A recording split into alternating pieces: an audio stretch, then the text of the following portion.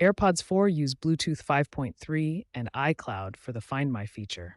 Connectivity problems on iPhones and MacBooks often stem from Bluetooth pairing glitches or iCloud syncing issues. The Find My feature relies on short-range Bluetooth for pairing and iCloud for relaying location data across devices.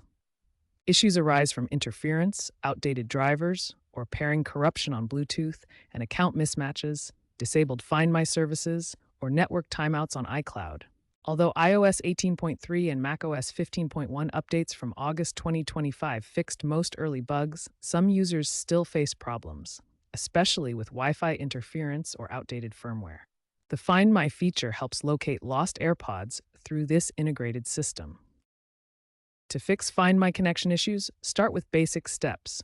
Reset your AirPods via Settings, Bluetooth, Forget Device, then Repair. Ensure your iOS or macOS is updated and verify your iCloud login. Advanced steps include toggling airplane mode or resetting network settings. Software mismatches are the leading cause, with hardware faults rare under 5%.